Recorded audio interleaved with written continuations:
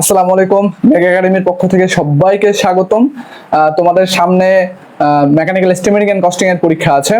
তো আমাদের mechanical estimating and costing এর যে ম্যাথমেটিক্যাল টার্মগুলো আছে, অর্থাৎ যে ম্যাথগুলো আছে, সেই ম্যাথের হচ্ছে রিভিশন ক্লাস আছে। অর্থাৎ যারা তোমরা পেইড কোর্সে আমাদের স্টুডেন্ট আছো, তোমরা অলরেডি হচ্ছে রিভিশন করা শুরু করছো, রিভিশন শেষ হয়ে গেছে, আরেকবার রিভিশন করতেছো। তো তোমাদের পরীক্ষার আগ মুহূর্তে যাতে ম্যাথগুলা পুরোটাই ক্লিয়ার হয়ে যায়, সেই কারণে আমরা আজকে রিভিশন ক্লাসটা নিব। আর তোমরা হচ্ছে যারা আমাদের স্টুডেন্ট না, অর্থাৎ পেইড কোর্সের স্টুডেন্ট না, তারাও এই ক্লাসটা করতে পারবা। তো তোমাদের জন্য একটা ছোট্ট বিজ্ঞপ্তি আমি একটু বলে দিই প্রথমেই, যে তোমাদের কিন্তু ষষ্ঠ সেমিস্টারের যে আমাদের কোর্স, সেই কোর্সে কিন্তু অলরেডি প্রি বুকিং শুরু হয়ে গেছে। সো তুমি পরীক্ষাকালীন সময় যদি প্রি বুকিং করো তবে একটা স্পেশাল ছাড় পাচ্ছ। আর আমাদের ষষ্ঠ সেমিস্টারের কোর্সে ভর্তি হলে তুমি একটা সাজেশন বই পাবা। এই সাজেশন বইয়ের ভিতরে তোমার ষষ্ঠ সেমিস্টারে যতগুলো সাবজেক্ট আছে, যেমন ধরো ষষ্ঠ সেমিস্টারে তোমাদের সাবজেক্টগুলো আছে প্রিন্সিপাল অফ মার্কেটিং, তারপরে automobile fundamental, stand of materials, mechanical measurement and metrology, CAD and CAM, advance welding to plant engineering and maintenance. এই টোটাল 1 2 3 4 5 6 7 8টা সাবজেক্ট আছে আমাদের। এই 7টা সাবজেক্ট আছে। এই 7টা সাবজেক্টের পূর্ণাঙ্গ একটা সাজেশন বই পাবা, যেখানে আমাদের সংক্ষিপ্ত, অতি সংক্ষিপ্ত, রচনামূলক, গাণিতিক যে প্রশ্ন, সব এক বইয়ের ভিতরে তুমি একটা কম্বাইন্ড প্যাকেজ পাচ্ছ, যেটা তোমার রিভিশনের ক্ষেত্রে অনেক বেশি ইম্পর্টেন্ট হবে। আর এছাড়াও পাচ্ছ তোমরা একটা সাজেশন বই পাবা আমাদের, যদি কোর্সে ভর্তি হও তবে আমাদের মেকানিক্যালের পক্ষ থেকে, মেক একাডেমির পক্ষ থেকে একটা টি শার্ট পাবা। তাহলে দেখো, ষষ্ঠ সেমিস্টারে কিন্তু তোমাদের পরীক্ষা চলাকালীন সময় তোমরা যারা ভর্তি হবা, তোমরা স্পেশাল ডিসকাউন্টে ভর্তি হতে পারছ। আর আরেকটা বিষয় হচ্ছে, কোর্স সম্পর্কে বিস্তারিত জানতে আমাদের হোয়াটসঅ্যাপ নাম্বার 01923345657, এই নাম্বারে মেসেজ করতে পারো, অথবা সরাসরি কল করতে পারো, অথবা মেক একাডেমির ফেসবুক পেজেও তোমরা কিন্তু মেসেজ করতে পারো। তবে তাহলে চলো আমরা ক্লাস শুরু করি। তার আগে হচ্ছে, তোমরা যারা ষষ্ঠ সেমিস্টারের জন্য প্রি বুকিং করতে চাও দ্রুত করে ফেলো, কারণ তোমার পরীক্ষা শেষ হওয়ার পরে কিন্তু আমাদের কোর্সে কিন্তু স্পেশাল যে অফারগুলো আছে, গিফটগুলো আছে, সেই গিফটগুলো কিন্তু আস্তে আস্তে মাইনাস হতে থাকবে এবং কোর্স ফি কিন্তু আস্তে আস্তে বাড়তে থাকবে। ওকে, সো চলো আমরা ক্লাসটা শুরু করি। তোমরা স্ক্রিনে একটা ম্যাথ দেখতে পাচ্ছ। ম্যাথের ডাটাগুলো আমি বলতেছি, দেখো ম্যাথটা পড়তেছি, তোমরা একটু ভালো মতো মনোযোগ দিয়ে দেখো। বলছে, একটি ক্ষুদ্র কারখানায় প্রতিদিন 200টি কলম তৈরি করা হয়। অর্থাৎ একটা কারখানাতে আমাদের প্রতিদিন 200টা কলম তৈরি করা হয়। প্রত্যক্ষ মালামাল ও শ্রম খরচ যথাক্রমে 400 টাকা এবং 300 টাকা। তাহলে আমরা বোর্ডে দেখো লেখা আছে যে প্রত্যক্ষ মালামাল খরচ করা 400 টাকা বলা আছে ম্যাথে আমাকে, এবং প্রত্যক্ষ শ্রম খরচ বলছে কত, 300 টাকা। ওকে, 300 টাকা আমরা লেখা আছে। এখন এরপরে তোমাকে বলতেছে যে ম্যাথে আমাদের যে ফ্যাক্টরি ওভারহেড 250 টাকা। তাহলে ফ্যাক্টরি ওভারহেড দেওয়া আছে 250 টাকা দেওয়া আছে আমাকে। বিক্রয় অন কস্ট ফ্যাক্টরি কস্টের 40% হলে, তাহলে বিক্রয় অন কস্ট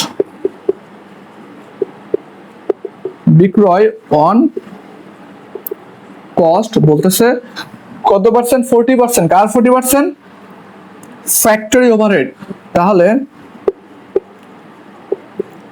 ফ্যাক্টরি ওভারহেড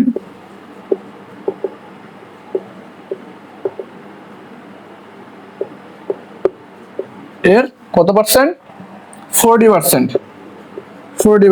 তাহলে এখন দেখো, ফ্যাক্টরি ওভারহেড কত, 250 ইন্টু 40 ডিভাইডেড বাই কত, 100। তাহলে এটাকে ক্যালকুলেশন করলে আমাদের কত আসে? আমাদের আসে হচ্ছে 250 ইন্টু 40 বাই 100, 100 টাকা। আমাদের কত আসে? 100 টাকা। তাহলে আমাদের বিক্রয় অন কস্ট কয় টাকা? 100 টাকা। ওকে, এরপরে বলছে তোমাকে যে প্রতিটি কলমের জন্য কয় টাকা বিক্রয় মূল্য ধার্য করলে আমাদের বিক্রয় মূল্যের উপরে 15% লাভ থাকবে। অর্থাৎ আমি যে একটা পেন তৈরি করবো, ধরো আমি এই মার্কেটটা তৈরি করলাম, এই মার্কেটটা তৈরি করতে আমাদের হচ্ছে কাঁচামাল থেকে শুরু করে ফাইনাল প্রোডাক্ট হওয়া পর্যন্ত একটা খরচ আছে, সেটাই তো আমাদের কি মোট ব্যয়, তাই না? এখন বলতেছে আমি এখন 15% লাভ করব।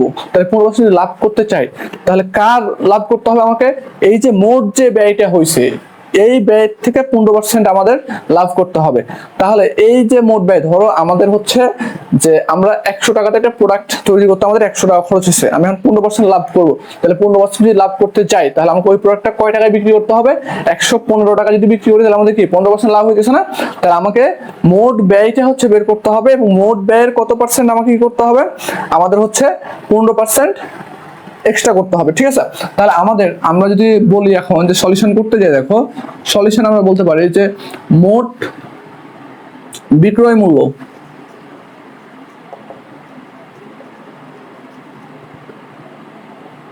বিক্রয় মূল্য, তাহলে কয় টাকা আমাদের ধার্য করতে হবে? মোট ব্যয়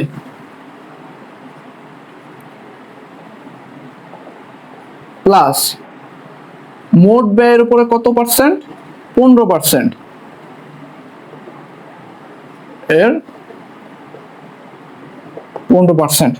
তাহলে কি আমাদের তাহলে এটা হচ্ছে আমাদের কি সেলস কস্ট বের হয়ে যাবে, অর্থাৎ বিক্রয় মূল্য। অর্থাৎ আমি এই হিসাব করলে যে বিক্রয় মূল্যটা পাবো আমি, সেই টাকায় বিক্রি করলে আমরা কি পাবো?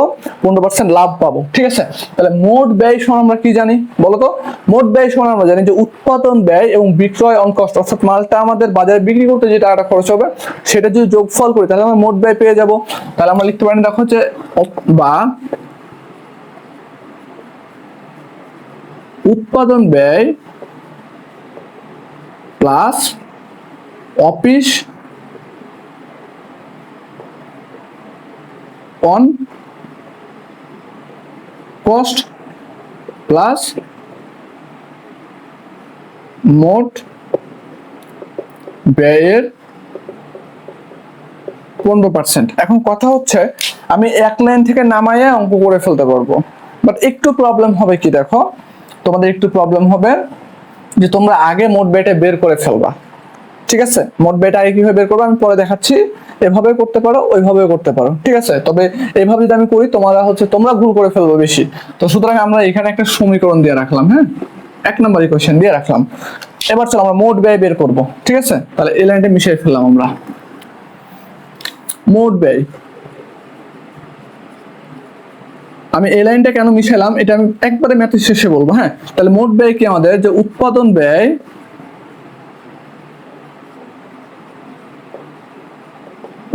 ব্যয় প্লাস এই যে মোট ব্যয়, উৎপাদন ব্যয় আর কি হবে? বিক্রয় অন কস্ট, অর্থাৎ আমাদের মালটা বিক্রয় করতে কত টাকা খরচ হয়েছে সেইটা বিক্রয় অন কস্ট।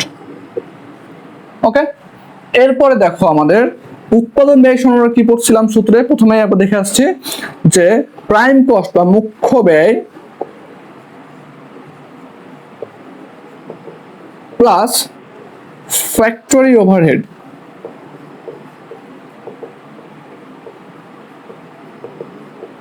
এটা হচ্ছে কাজ সমান উৎপাদন ব্যয় সমান, আর এখানে আমাদের বিক্রয় অন কস্ট আছে। বিক্রয় অন কস্ট আমাদের আছে। হ্যাঁ, এখন মুখ্য ব্যয় সমান আমরা কি জানি? দেখো মুখ্য ব্যয় সমান আমরা জানি প্রত্যক্ষ মালামাল খরচ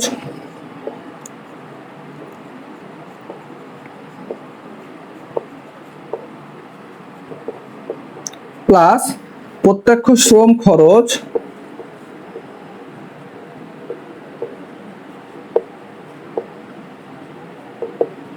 খরচ প্লাস ফ্যাক্টরি ওভারহেড প্লাস বিক্রয় অন কস্ট। এটা জানি আমরা, সূত্র হয়ে গেছে আমাদের। তাহলে প্রত্যক্ষ মালামাল খরচ কত টাকা পাইছি আমরা? 400 টাকা। প্রত্যক্ষ শ্রম খরচ কত পাইছি আমরা? 300 টাকা। ফ্যাক্টরি ওভারহেড কত টাকা? 250 টাকা। প্লাস বিক্রয় অন কস্ট কত পাইছি আমরা? 100 টাকা। টোটাল আমাদের কত টাকা আসে বলো তো? আমরা যে ক্যালকুলেশন করি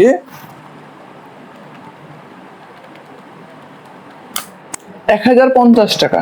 কত বলছি আমরা? 1050 টাকা। 1050 টাকা। এটা হচ্ছে আমাদের কি মোট ব্যয়, অর্থাৎ এই প্রোডাক্টটা তৈরি করতে আমাদের মোট ব্যয় হচ্ছে কত টাকা? 1050 টাকা। এখন তুমি যদি এখান থেকে সূত্রগুলো এভাবে ভেঙে ভেঙে করতা, তাহলে তোমাকে এই টাকাটা আলাদাভাবে বের করে তোমাকে এইখানে আর পার্সেন্টেজ করতে হতো, যেটা তোমরা সবাই ভুল করবা। ঠিক আছে, সো এখন আমরা 1 নম্বর সমীকরণে মান বসাই দেব। 1 নম্বর সমীকরণে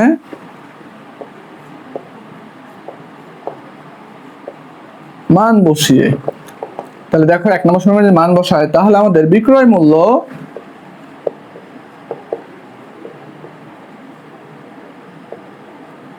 মূল্য সমান, আমাদের তো সূত্র লেখা আছে, তাহলে লেখার দরকার নাই। তাহলে 1050 টাকা প্লাস 15%। কার 15%? এই 1050 টাকার 15%। 1050 ইন্টু কত? 15/100। তাহলে এইটা ক্যালকুলেশন করলে কত আসছে তোমার? ইন্টু 15/100 যোগ 1050। তাহলে আমাদের এইখানে মানটা আসে 1260 টাকা।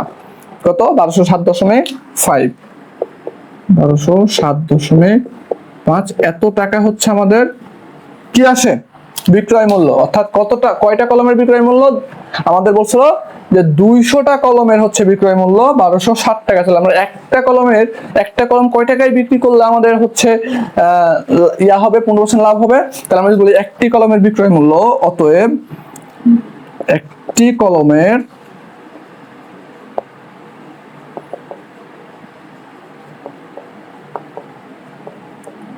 বিক্রয় মূল্য, তাহলে মোট বিক্রয় মূল্য তোমার হচ্ছে যে খরচ হচ্ছে কয় টাকা? 1260.5। এই টাকাতে আমি বিক্রি করলে হচ্ছে আমাদের কি লাভ থাকতেছে 15%। তাহলে এটা কতটা? 200টার দাম। 200 যদি ভাগ দিই আমি একটা পেয়ে যাবো না? তাহলে চলো এটা যদি ভাগ দিই তাহলে আমরা পাই ভাগ 200। তাহলে আমাদের আসে 6.0375 টাকা। এটা হচ্ছে তোমাদের কি অ্যান্সার। এটা হচ্ছে কি আমাদের তোমাদের অ্যান্সার। ওকে, সো আশা করি এই ম্যাথটা তোমরা বুঝতে পারছো, খুবই ইম্পর্টেন্ট একটা ম্যাথ। এরপরে হচ্ছে আমরা চলে যাব আরেকটা ম্যাথে চলে যাব আমরা। তো চলো আমরা একটা ম্যাথ করে আসি। ওকে, তোমরা স্ক্রিনে একটা ম্যাথ দেখতে পাচ্ছ, বলছে একটি কারখানায় প্রতি ব্যাচে 100টি দ্রব্য তৈরি করা হয়। অর্থাৎ একটা ব্যাচে আমাদের হচ্ছে একটা কারখানা আছে যেখানে একটা ব্যাচে হচ্ছে 100টা দ্রব্য তৈরি করে। ওকে, যার জন্য কাঁচামাল খরচ এবং শ্রম খরচ যথাক্রমে 500 টাকা এবং 700 টাকা। অর্থাৎ এই 100টা প্রোডাক্ট তৈরি করতে আমাদের কাঁচামাল খরচ হয় কত টাকা? 500 টাকা, এবং শ্রম খরচ হয় কত টাকা? 700 টাকা। এরপরে বলতেছে ফ্যাক্টরি অন কস্ট, অর্থাৎ ফ্যাক্টরি ওভারহেড যেটা বলতেছিলাম, এইটা বলছে মোট মালামাল ও শ্রম খরচের 40%। তাহলে ফ্যাক্টরি ওভারহেড বা factory on cost, factory on cost কি বলতেছে? কত পার্সেন্ট? 40%। কার 40%? মোট মালামাল, অর্থাৎ মোট যে কাঁচামাল আছে সেই কাঁচামাল এবং আমাদের হচ্ছে যে শ্রম খরচ আছে সেই শ্রম খরচের কত পার্সেন্ট? 40%। তাহলে আমরা বলতে দেখো যে মোট মালামাল বা কাঁচামাল খরচ প্লাস শ্রম খরচ এর কত পার্সেন্ট? এর হচ্ছে 40%। তাহলে 40/100। তাহলে আমাদের এখানে মোট মালামাল খরচ কত টাকা? 500 টাকা, মোট শ্রম খরচ কত টাকা? 700 টাকা, এবং এর সাথে হচ্ছে কত? 40/100। তাহলে এইখান থেকে আমাদের কত টাকা আসে ফ্যাক্টরি অন কস্ট? একটু দেখি আমরা। 1200 ইন্টু 40/100, তাহলে আমাদের 480 টাকা। কত টাকা আমাদের? 480 টাকা হচ্ছে আমাদের কি ফ্যাক্টরি অন কস্ট আসতেছে। 480 টাকা। ওকে, এরপরে কোশ্চেনে বলছে তোমাকে যে অফিস অন কস্ট, ফ্যাক্টরি কস্টের 20%। তাহলে অফিস অন কস্ট,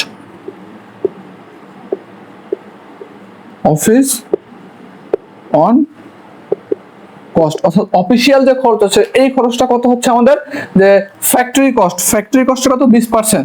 তাহলে আমরা বলতে পারি না ফ্যাক্টরি কস্ট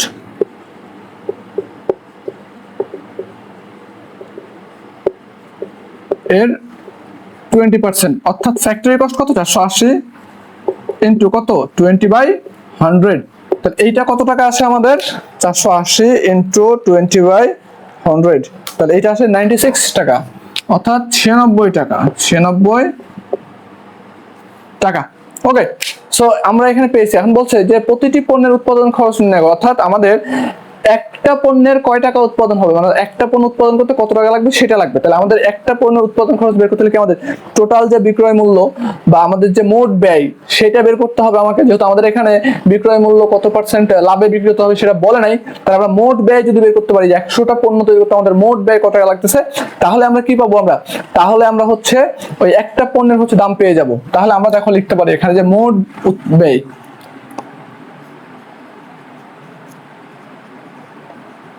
মোট ব্যয় সমান কি লিখতে পারি আমরা বলতো? যে উৎপাদন ব্যয়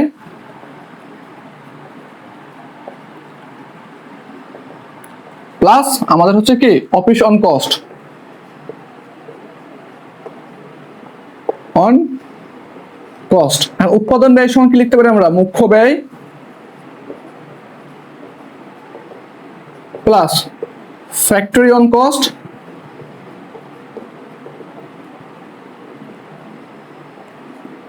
প্লাস অপারেশন কস্ট,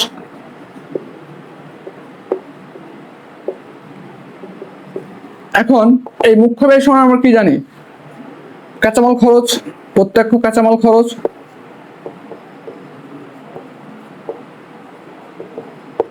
প্লাস শ্রম খরচ plus বাকিগুলা,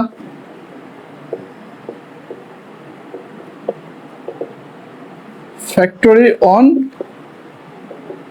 cost plus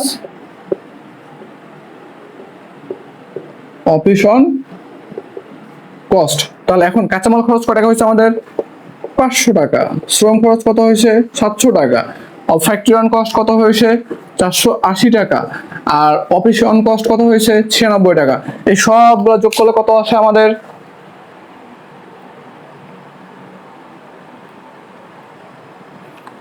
500 plus 700 plus 480 plus 96, 1776 টাকা। কত, 1776 টাকা। ওকে, তাহলে এটা আমাদের কি 100টা পণ্য তৈরি করতে 1776 টাকা খরচ হয়েছে। তাহলে একটি পণ্য তৈরি করতে কত টাকা খরচ হবে, একটি পণ্য, আচ্ছা একটি পণ্য না দ্রব্য বলছে, আচ্ছা পণ্য এর উৎপাদন খরচ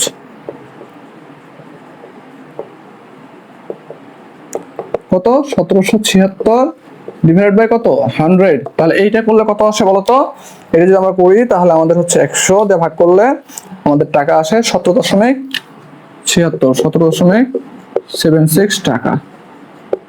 এটা হচ্ছে কি আমাদের অ্যান্সার, এটাই কি আমাদের, এটা হচ্ছে আমাদের অ্যান্সার।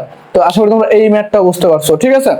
এরপরে আমরা আরেকটা ম্যাথ করব, সেটা হচ্ছে তোমাদের মোটামুটি আমরা এভাবে সূত্রগুলো লিখতেছি কেন, তোমাদের বারবার সূত্রগুলো লিখতে তোমাদের হচ্ছে মুখ্য ব্যয় সূত্র কি দেখো, আমি একটু ভেঙে দিই। হ্যাঁ, উৎপাদন ব্যয়, এই উৎপাদন ব্যয়ের সূত্র আমরা লিখছিলাম দেখো এতটুকু,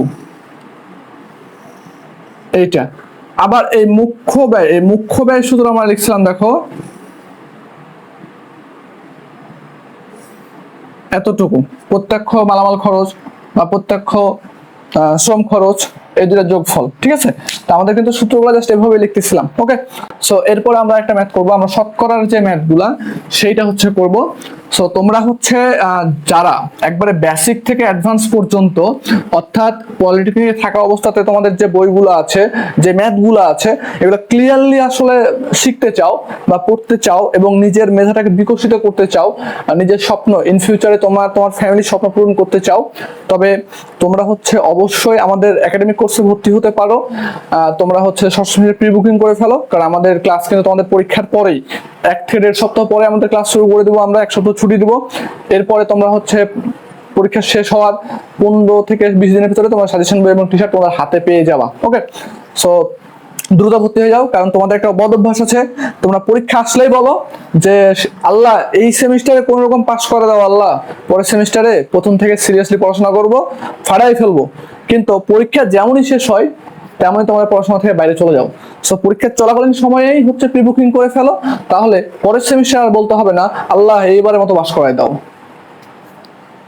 তো চলো আমরা আরেকটা ম্যাথ দেখতেছি। এখন ম্যাথে বলতেছে দেখো যে যদি কোনো বিভাগ এক বছরে 2000 টাকা উপরি খরচ হয়, মানে কোনো একটা বিভাগে 1 বছর উপরি খরচ কত টাকা হয়, আমাদের বলতেছে কত, যে 2000 টাকা হয়, এবং আমাদের এখানে বলতেছে 80,000 টাকা প্রত্যক্ষ মালামালের ব্যয় হয়, তবে প্রত্যক্ষ মালামালের শতকরা হার কত। তাহলে আমরা শতকরা হারের সূত্র কি জানি, শতকরা হার ইকুয়াল টু আমরা জানি যে কারখানার উপরি খরচ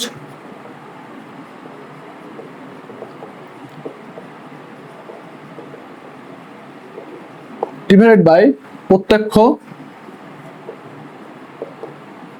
মালামাল খরচ, এবং এটাকে শতকরা হারে নিতে হলে 100 দ্বারা মাল্টিপ্লাই করা লাগবে। তাহলে আমাদের কারখানার উপরি খরচ বা উপরি খরচ কত টাকা বলছে, আমাদের 2000 টাকা, এবং প্রত্যক্ষ মালামাল খরচ আমাদের কত টাকা বলছে, মালামাল ব্যয় কত টাকা বলছে 80,000 টাকা, আর এইখানে আছে কত 100%। তাহলে এইটাকে যদি আমি ক্যালকুলেশন করি তাহলে কত আসবে বলো। আচ্ছা তোমরা একটু দেখবা তোমাদের মেন বইটা, আমার কাছে মেন বইটা নাই আসলে, মেন বইটা দেখবে যে এখানে হচ্ছে 80,000 হবে না 8,000 হবে? যদি 8,000 হয় তাহলে 25% অ্যান্সার হবে, আর যদি 80,000 হয় তাহলে 2.5% অ্যান্সার হবে। তো আমরা যদি 80,000 দ্বারা করি তাহলে আমাদের অ্যান্সার হবে 2.5%। সো তোমাদের হচ্ছে বইয়ে যে ডাটা দেওয়া থাকবে তোমরা সেই ডাটা ধরেই ম্যাথটা করবা।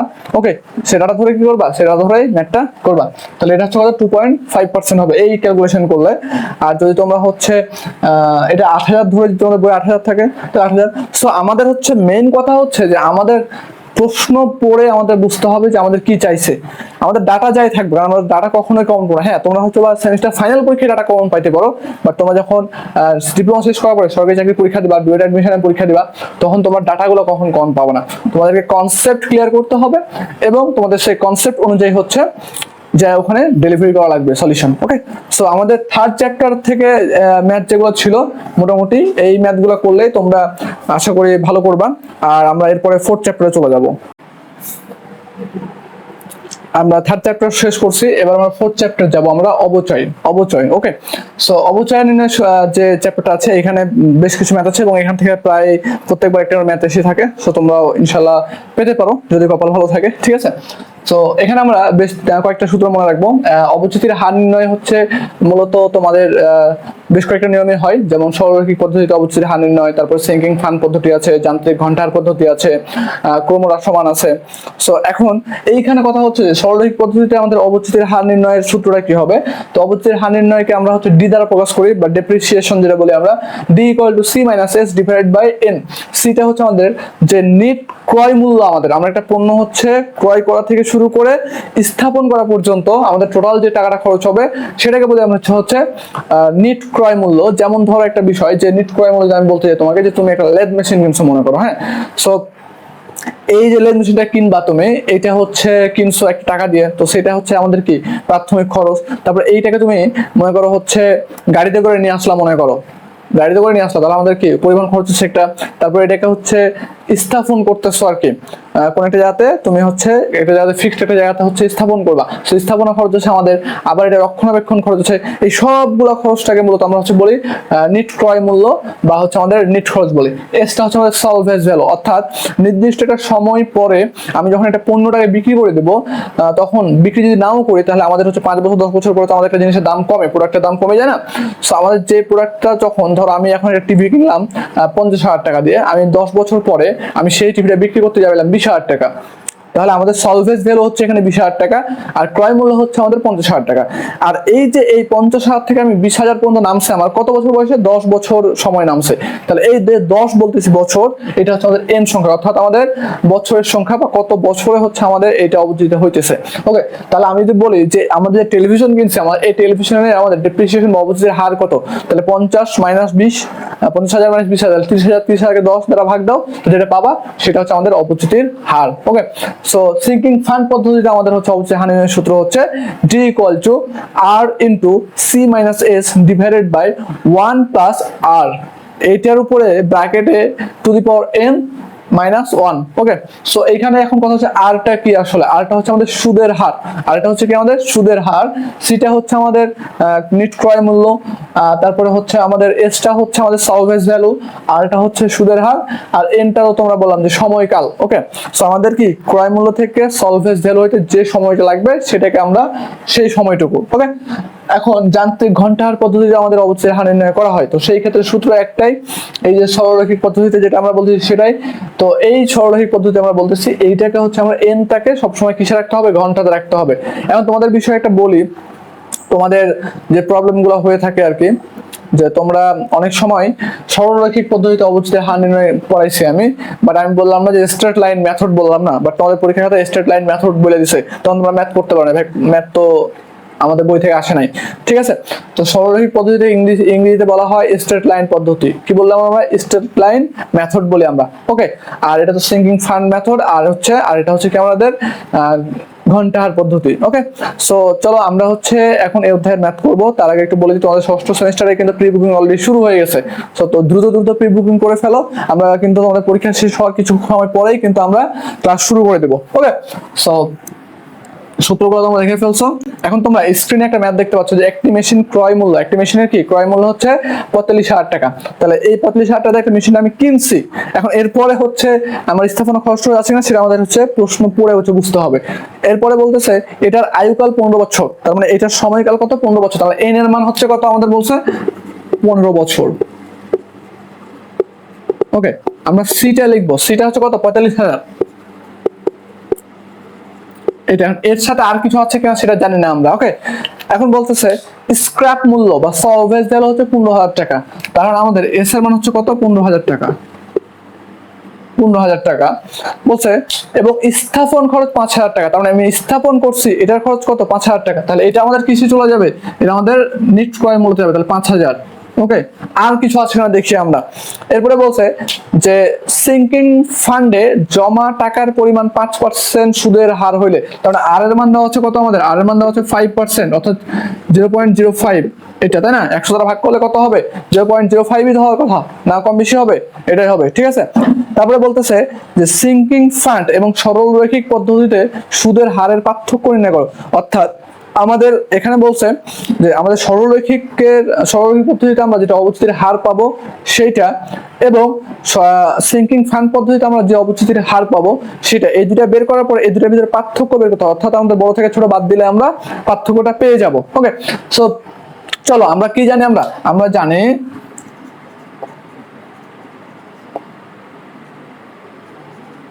সরলরৈখিক পদ্ধতিতে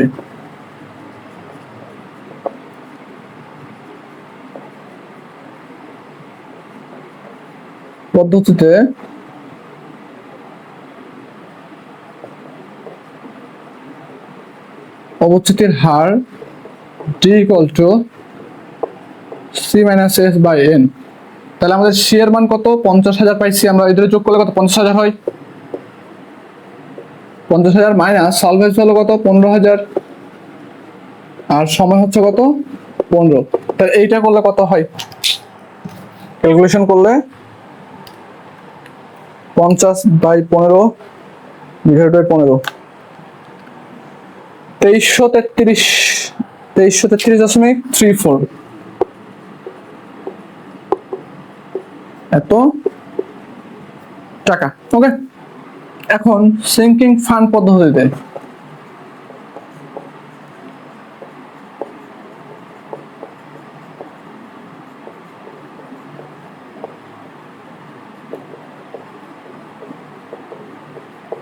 অবচিতির হার d equal r c minus s divided by 1 plus r to the power n minus 1।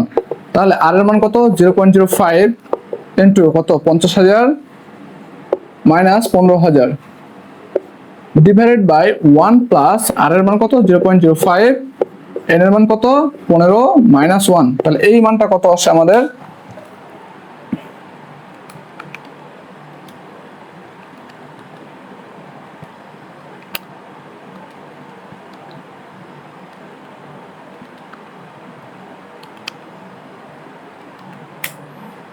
$1,621 টাকা।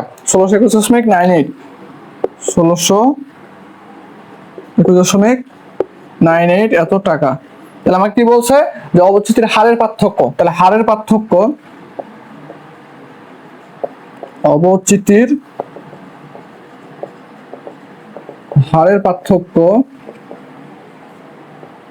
সমান কত, দেখো আমাদের বড়কে 2333.34 মাইনাস 1,621.89, তাহলে এটা কত হবে আমাদের 711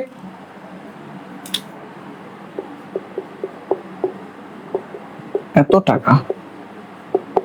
এটা হচ্ছে অ্যান্সার। হ্যাঁ, এখন কথা হচ্ছে তোমাদের যে বোর্ড বই আছে ওই বইয়ে কিন্তু এটা বের করছে, দেন এটা অ্যান্সার দিয়ে দিছে, এটা বের করছে, এটা অ্যান্সার দিয়ে দিছে।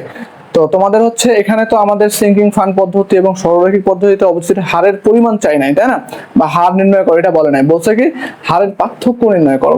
তাহলে পার্থক্য বলতে কি বুঝি, আমাদের এইটা আমাদের একটা বের হয়েছে, এখানে একটা বের হয়েছে, এই দুইটার ভিতরে পার্থক্য কি, এই কয় টাকা সেটা আমাকে চাইছে। ওকে, সো তোমাদের বইয়ে হচ্ছে করা আছে ওইভাবে, সো এটা কিন্তু মেইনলি হচ্ছে মানে একবার অ্যাকুরেট অ্যান্সার হচ্ছে এইটা, বোঝা গেছে? তো আশা করি তোমরা এই ম্যাথটা বুঝতে পারছো। এরপরে হচ্ছে আমরা চলে যাবো আরেকটা ম্যাথে। বলছে একটি যন্ত্রের ক্রয় মূল্য 1,20,000 টাকা। তাহলে ক্রয় মূল্য 1,20,000 টাকা। এরপরে আর কিছু আছে আমি জানি না। এখন বলছে স্থাপন খরচ 50,000 টাকা। তার মানে এইটা স্থাপন করতে কত টাকা খরচ হচ্ছে? 50,000 টাকা খরচ হচ্ছে। এগুলো সব আমাদের প্রাথমিক খরচ, তাই না? এরপরে বলতেছে আনুষঙ্গিক খরচ, অর্থাৎ এই যে স্থাপন করতে আরো কিছু খরচ হচ্ছে, চা পানি বিল ইত্যাদি আছে, ট্রান্সপোর্টেশন আছে, 30,000 টাকা। এরপরে বলছে যন্ত্রের মেয়াদকাল 22 বছর। যন্ত্রের মেয়াদকাল কত? 22 বছর। ওকে। এবং 10 বছর পরে রক্ষণাবেক্ষণ খরচ হচ্ছে আমাদের 10,000 টাকা। 10 বছর পরে রক্ষণাবেক্ষণ খরচ পড়েগা আমাদের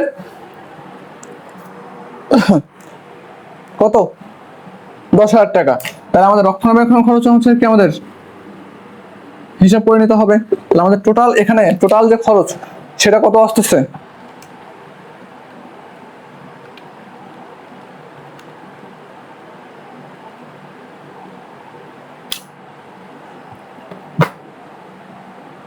$2,10,000 টাকা।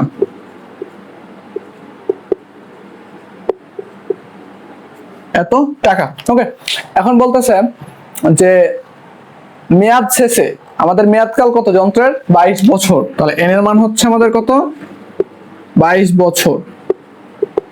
এবং বলছে যে মেয়াদকাল শেষে আমাদের এইটার স্ক্র্যাপ মূল্য 20,000 টাকা, অর্থাৎ সলভেজ ভ্যালু যেটা বলছিলাম এটা হচ্ছে আমাদের কত? 20,000 টাকা। ওকে, 20,000 টাকা। এখন বলছে যে অবচয় তহবিলে সুদের হার 11% হইলে, তাহলে আমাদের সুদের হার কত বলছে? সুদের হার 11%। তাহলে আর এর মান হচ্ছে আমাদের 0.11 এত পার্সেন্ট। ওকে। হইলে সিঙ্কিং ফান্ড পদ্ধতিতে অবচয় নির্ণয় করো। সিঙ্কিং ফান্ড পদ্ধতিতে আমাদের কি বলছে? অবচয় নির্ণয় করতে বলছে, অবচয়ের হার নির্ণয় করতে বলছে। আমরা সিঙ্কিং ফান্ড পদ্ধতিতে আমরা কি জানি? We no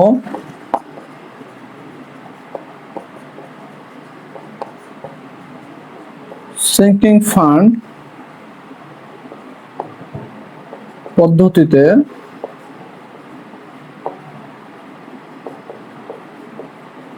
অবচিতির her D. তাহলে আমাদের ডি সমান লিখতে পারি আমরা, দেখো যে R C minus S divided by 1 plus R to the power N minus 1। তাহলে আমাদের আর এর মান কত? 0.11 ইন্টু সি হচ্ছে 2,10,000 টাকা, আর সলভেজ ভ্যালু হচ্ছে কত? 20,000 টাকা। 1 প্লাস 0.11 এন এর মান কত? 22 মাইনাস 1। তাহলে এখান থেকে একটা মান আসবে না আমাদের।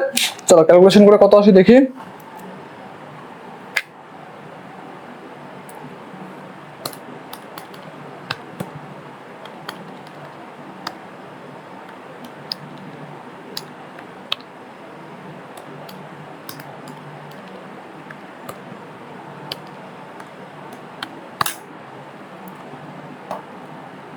$2,339.48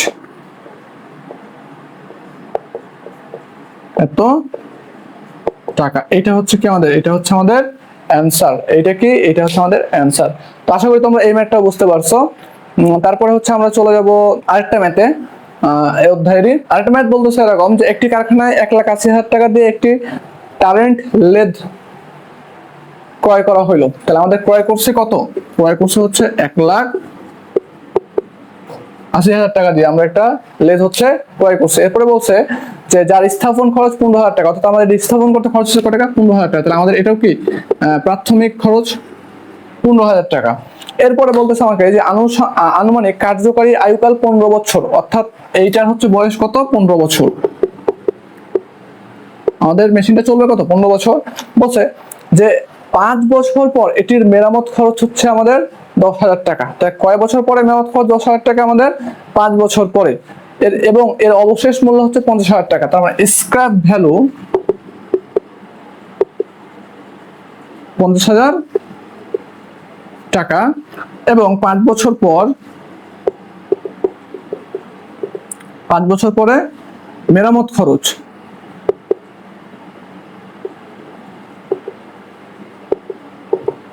খরচ আমাকে বলছে কত? 10,000 টাকা। 10,000 টাকা। ওকে।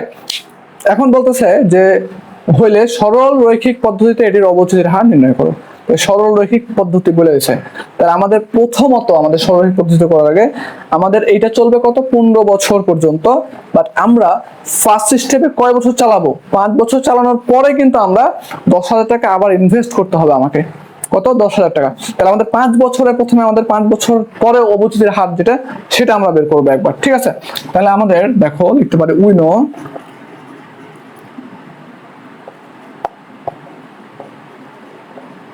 5 বছর পর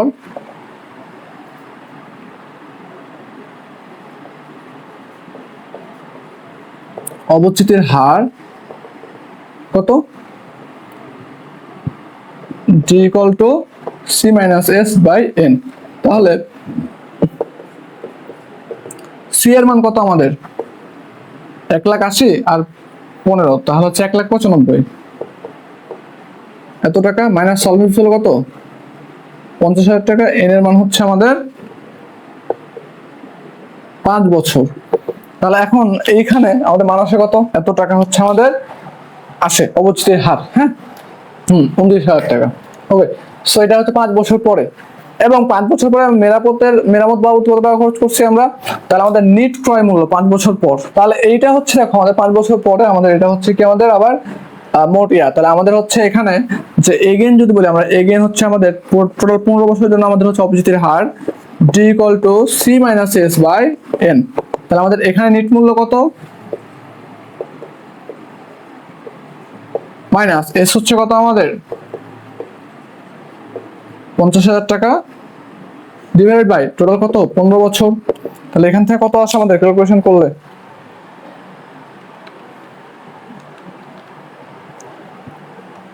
10,333 10,333.34 টাকা।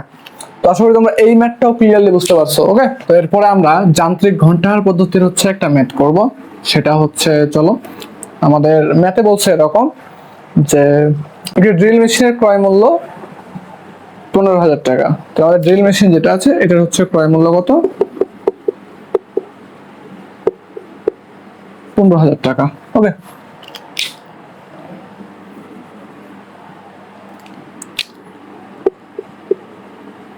টাকা, এবং বলতেছে যে 7 বছর পর অবশেষ মূল্য, তাহলে আমাদের এন এর মান কত 7 ইয়ার্স।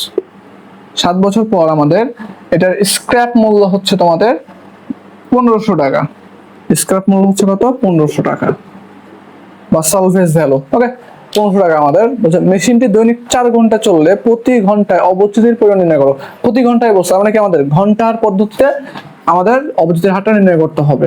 তাহলে আমরা জানি দেখো we know d equal to c minus s by n, এটা আমরা জানি। তো এই n এর মানটা কিছু ঘন্টায় বসাতে হবে। c এর মান কত আমাদের 15,000, s এর মান কত 1500, এবং n এর মান কত আমাদের n এর মান হচ্ছে 7 কি বছর, তাহলে আমাদের 1 বছর সমান কত দিন 365 দিন। তাহলে আমরা দিনে চলে গেছে, আমাদের ঘন্টা বলছে, তা ডেইলি কত ঘন্টা চলে আমাদের, ডেইলি চলে হচ্ছে কত 4 ঘন্টা। তাহলে এখান থেকে একটা মান পাবো আমি। এখন কথা হচ্ছে যে দেখো আমাদের ঘন্টার পদ্ধতি বলছে, তার মানে n এর মানটা কি ঘন্টায় নিতে হবে। তাহলে আমরা m সমান আমাদের দেওয়া হচ্ছে কত 7 বছর, 7 বছর। তাহলে এইটাকে আমি লিখতে পারি দেখো যে 7 × 1 বছর, তাহলে 1 বছর সমান কত আমাদের 365 দিন। তাহলে 365 দিন। এখন এটাকে আমাদের ঘন্টায় নিতে হবে, তাহলে 7 × 365 × 1 দিন লিখতে পারি। 1 দিন সমান কত ঘন্টা, একদিন সমান 24 ঘন্টা, কিন্তু একদিনে আমার মেশিনে চলতেছে কত ঘন্টা 4 ঘন্টা। তাহলে আমরা লিখতে পারি দেখো 7 × 365 কত 4।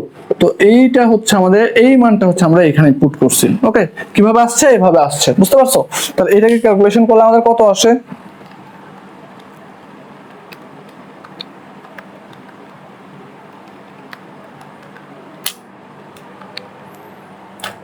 1.32 1.32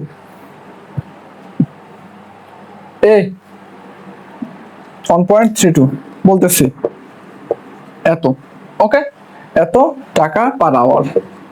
ওকে, সো এখন দেখো এখন কথা হইতেছে তোমাদের বইয়ের সাথে আনসারটা মিলবে না। তার কারণ হচ্ছে ওইখানে 4 ঘন্টা লেখা আছে, তো আমি ওইটা মানে 8 ঘন্টা হবে, আমি ভুলে 4 ঘন্টা পড়ে ফেলছি, সো এই জন্য 4 দিয়ে করছি আমরা। ওকে, সো মিসিং হয়েছে কোনটা দেখো, এটা তো ইংরেজিতে হচ্ছে 8, এটা লেখা আছে এত ঘন্টা,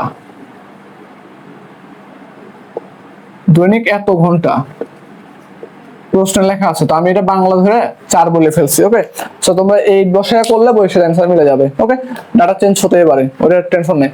তো তোমাদের এই অধ্যায়ে অবচয়ের যে অঙ্কগুলো আছে, যতগুলো অঙ্ক আছে সবগুলো তোমরা করতে পারবা, তোমরা একবার হচ্ছে করে ফেলিও।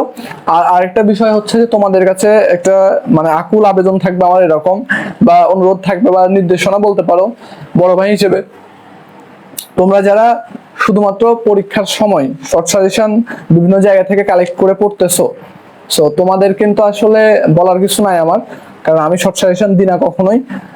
একটা বিষয় মাথায় রাখবা, হ্যাঁ, সফলতার কখনো শর্টকাট ওয়ে হয় না। তুমি শর্ট সাজেশন পড়ে পাস করে ফেলতেছো, পাস করা ভালো, আসলে ফেল করার চাইতে পাস করা ভালো, কিন্তু শর্ট সাজেশন পড়ে পাস করার চাইতে শর্ট সাজেশন না পড়ে ফেল করা ভালো। এটা এখন কেন বলতেছি, এইটা হচ্ছে তুমি বুঝতে পারবা যখন ডিপ্লোমাটা একবারে শেষ করে ফেলবা, বের হয়ে যাবা ইন্টার্নের জন্য বিভিন্ন জায়গাতে অ্যাটাচমেন্ট করতে, যখন চলে যাবা তখন বুঝতে পারবা আসলে যে কি জন্য কথা আমি আজকে বলছি। ঠিক আছে, তুমি ডিপ্লোমা শেষ করার পরে শর্ট সাজেশন পড়ে পড়ে যদি তুমি রেজাল্ট বানাও, ঠিক আছে, পাস করো, তাহলে এতটুকু তুমি শিওর থাকো, আমি লিখিত দিব তোমাকে আজকে, যে তুমি ডিপ্লোমা শেষ করার পরের দিন থেকে তুমি প্রত্যেকটা ধাপে ধাপে তুমি আটকাইবা, এটা শিওর থাকো। হ্যাঁ, প্রত্যেকটা ধাপে ধাপে তুমি আটকাবা, এটা আমি তোমাকে লিখিত দেবো, যাও। সো এখনো সময় আছে, 6-7টা খুব ভালো মতো পড়াশোনা করো, কারণ একটা বছর তোমরা যদি ভালো মতো পড়াশোনা করো তাহলে অনেক কিছুই করা সম্ভব। আগে ল্যাগিংস গুলা তোলার চেষ্টা করো, তোমরা যেমন 4তে মেকানিক্স রাখছো, থার্মোডাইনামিক্স আসছে, তারপর 3rd-এ হচ্ছে আরএসসি রেখে আসছো, সো এইগুলা তুমি যখন অ্যাডমিশন দিবা, অ্যাডমিশন বা চাকরি পরীক্ষা যেখানে যাও না কেন, এইগুলো থেকে কোশ্চেন হবেই। ঠিক আছে, সো ওইগুলা কিছুটা এত চেষ্টা করো, প্রপারলি একটা বছর নিজেকে সময় দাও, ভালো মতো পড়াশোনা করো এখন থেকেই, মানে ষষ্ঠ সেমিস্টারের শুরু থেকেই দেখবা যে ষষ্ঠ সেমিস্টারের পাশাপাশি তোমার আগের চ্যাপ্টার গুলো হচ্ছে তোমার হচ্ছে ক্লিয়ার হয়ে যাবে। আরেকটা বিষয় তোমাদের যেমন বলি, তোমরা যারা মেকানিক্সে ফাঁকি দিয়ে আসছো 4th সেমিস্টারে, তোমরা মেকানিক্সে যারা ফাঁকি দিয়ে আসছো 4th সেমিস্টারে, 6th সেমিস্টারে স্ট্যান্ড অফ ম্যাটেরিয়ালস, 7th সেমিস্টারে মেশিন ডিজাইন, গলার কাটা হয়ে থাকবে, বুঝছো? কি হয়ে থাকবে বলছি আমরা, গলার কাটা হয়ে থাকবে, টেনশন হওয়ার কিছু নাই, ধরা খাবাই, পিকচার আমি বাকি হে।